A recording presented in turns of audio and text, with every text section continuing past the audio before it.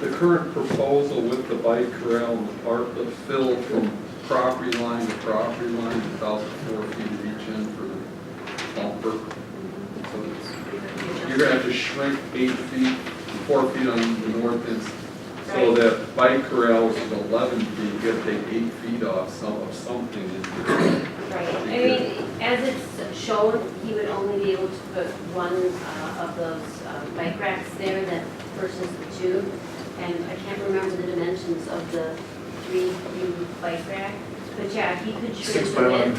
So I would ask that if you approve it tonight, that you put that in the condition to meet that, with wheel stops, not to exceed the facade. Which is required for that policy. Yes. Yes, I thought the policy said that the wheel stops could extend beyond. There's another phrase after that. It's a 2-part phrase. You can have up to 2 parking spaces, so 40 feet.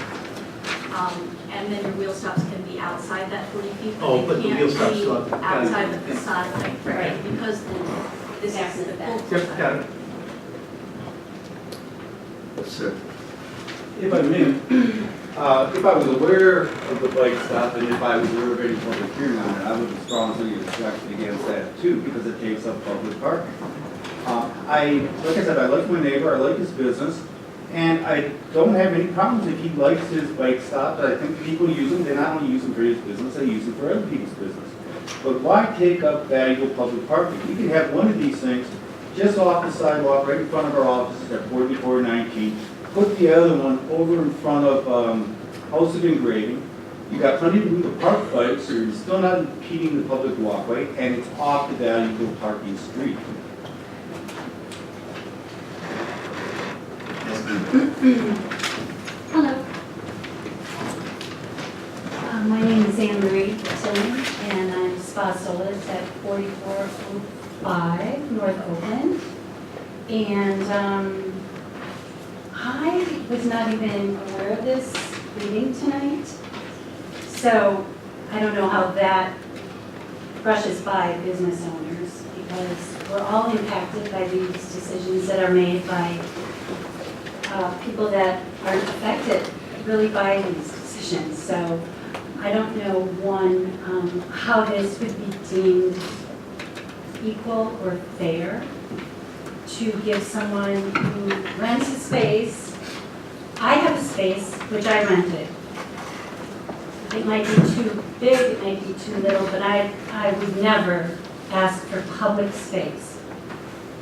I think that's inappropriate. Honestly, it's not anybody's to give. I've grown up in Shorewood. I've lived in Shorewood my whole life, and so has my family.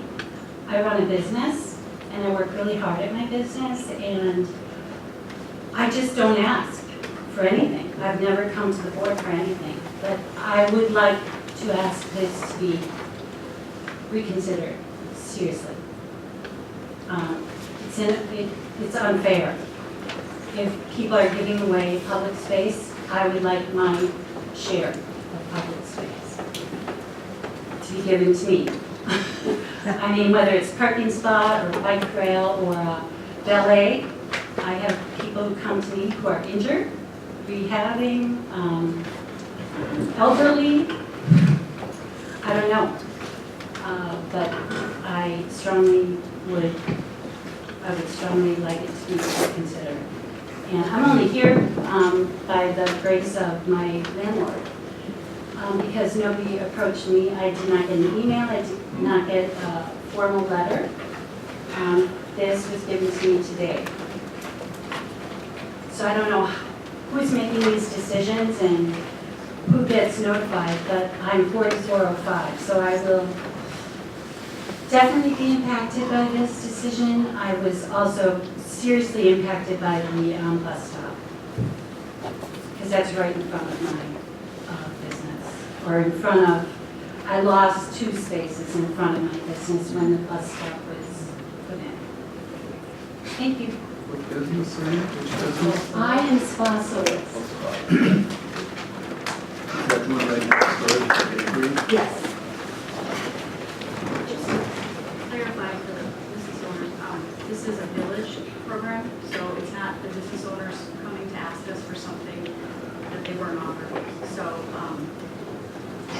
any business is allowed to do a parklet as of last summer.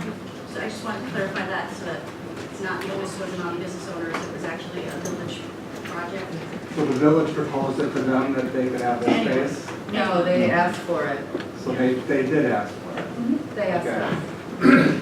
We adopted the program, and then anyone can ask for a park. Well, technically it's a pilot project. I don't know when the expiration date is. when Do you not see that parking on Oakland is already like majorly challenging? I think it, I don't know, I just can't even envision how premium parking can be considered not that valuable.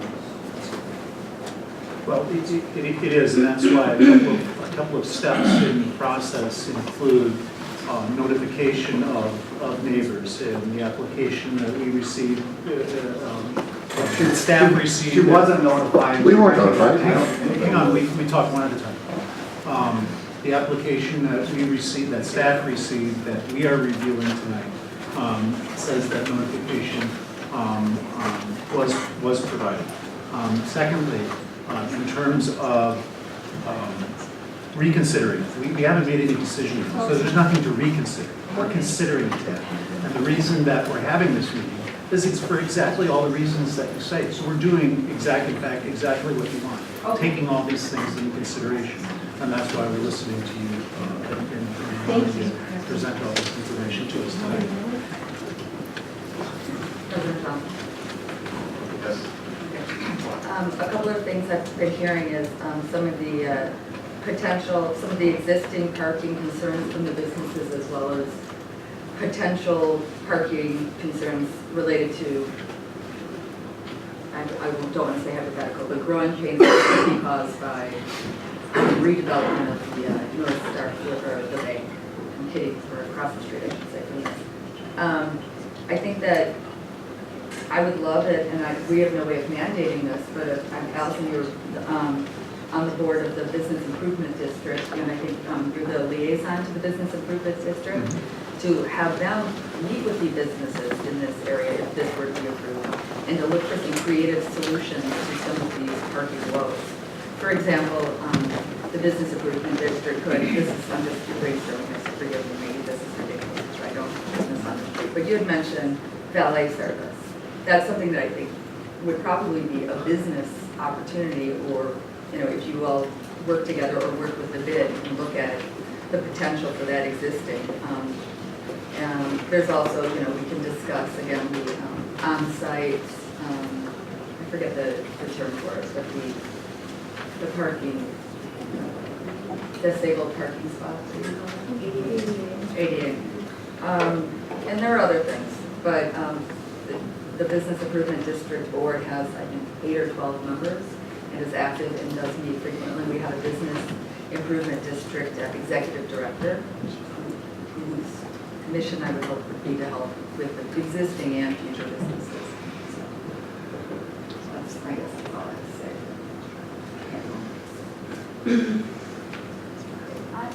I've asked, I think, twice for us to look comprehensively at parklets. I know we discussed it at the last GPM meeting under the private board, and I mean, I think what we're hearing tonight is precisely the reason we, instead of just continuing to approve these, we need to look comprehensively at them as a policy and consider the effects on other businesses.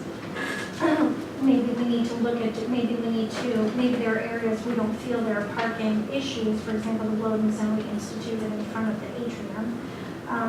But maybe this is a block where there are parking issues and it may not be appropriate place. But I mean, I do think before we continue to approve parklets, we need to take a step back and look at things in a more comprehensive way. And I agree with the consult with other businesses. the comprehensive overview that look that we should take, but I also think that we can come up with solutions as these problems develop. So one of the things this evening that we heard is potential of moving the bus stop. And I had no idea that the county actually is recommending us to move the bus stop. So that was something that, Just a little history, and you would remember it. there was a problem putting the bus stop on the other side, and I'm sure you remember that too. Nobody wants a bus stop in front of their business either, right? Or their apartment, or nobody wants it. Someone's got to have it though. Yeah. If I may, like I said, I like my neighbor, I like his building, I like his business. I mean, I don't know if it's feasible, but if you could do some design changes to what he's got in mind. Put that darn thing on wheels, roll it out there after the business are normally closed at 6, 7, roll it back up on the sidewalk at 2 o'clock in the morning. Let them have their outside beer party, I really don't mind. But taking up all that parking spot 24 hours a day, it's just too much of a deterrent to customers and our clients, and everybody's going to be losing money. Now, if we can put it out there when the other businesses are normally closing down and put it back up, freeing up that parking for the day, I think that would be a wonderful compromise. Just means putting some wheels on its stuff and loading it back onto the sidewalk where it's still not impeding the public walkway, and rolling it back out when everybody else is closing down.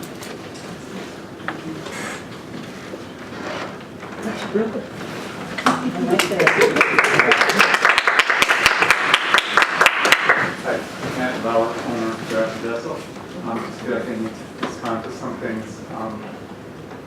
And part of it is making your own bed in the parking situation. I have photos, I don't want to bring them in, I don't want to make a scene, and I don't really want to have an argument, but the parking taken up by the business owners on that street exceeds 40 feet a day, almost every day of the year. There's 2 large vans that take up 2 spaces, sometimes a third car, probably totaling 45, 50 feet, essentially making, everybody's asking for private spots. You would think they would park behind their business in the parking they have, but parking is taken up more than I'm asking for, maybe twice as much as I'm asking for every day, all through the winter. You wouldn't necessarily know this because you don't live here. Not here. You're not here. I do live here. I live right in that building. In fact, bus stop doesn't bother me. It doesn't bother my business. I'm happy to have a bus stop there. I used to rent to another business. That business was happy with the traffic, and they didn't say we want to leave. In fact, they didn't want to leave. They really wanted to stay. That was Waxwing. They apparently weren't impacted. I know parking was stopped for her. She probably had more customers than anybody on the street, and she wasn't affected by the bus stop or the parking scenario. So some of the live-in reality of the situation that I can see, because I live right there in that spot all day, every day, this is a little bit exaggerated, just because, like I said, I've been bringing photos of owners' cars parked all day long, 300, almost every day of the year, multiple cars. And just to the moving point, Shorewood's ordinances, we can't be outside after 10 at any business, I believe, but especially bars. So leaving it out till 2 and moving it back is just, that's not possible because we can only be out there till 10. So, I mean, I don't think it's movable, but anyway, maybe you didn't know that. There's another world later of people who live here with noise complaints that we also have to realize. And even when you go home, other people complain about the noise of a business being open till 2. We'd love to be outside till 2, actually. Get that on the table right now to have bars There's on only the one in street town till that 2. you can do that. But no, there's a rule that we can't because of other meetings where people complain about noises. So there's a complex picture to the whole scenario. It's not just the daily business, it's just the nightly business, just the businesses who park cars or not, or have bus stops. We encourage bike. I don't know if anybody bikes to your business, but people ride buses, people ride bikes more and more. There's a bike lane meeting. So the fact that people are taking things other than cars to businesses, doesn't mean business is over and everyone's going out of business. Clearly, we have one owner of all these businesses. I don't know, is anybody here who isn't in your buildings? Are any business owners here who aren't in your buildings? I don't know. I'm just asking. Is anybody? There are business owners who are not here. There are what? There are business owners who are not here tonight. But that are not in your buildings.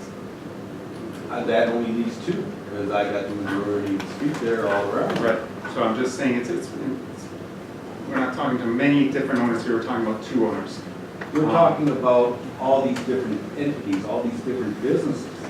The fact that I own the buildings and lease them out, my You're talking about financial, losses. my financial losses are substantial on the office business. I also am maybe But the only other the person. financial losses to these businesses directly reflect me, because if they go out, I'm not gonna be able to get a market rent because of the parking restrictions. People are not gonna be able to sustain their business because of parking restrictions, and it's gonna make it difficult. I mean, these are mom and pop stores, they aren't Walmarts and big chains. These are people that are just trying to make it by like you did, and you catched onto a. I'm a mom and pop store, I literally live in my Yeah, you store. catched onto a beautiful niche, you did a beautiful job, and you're being quite successful. But if your business is getting so large, you gotta move your business into the street, I'll happily accommodate you in a lot larger unit. Unfortunately, again, this is where I have to point out, and this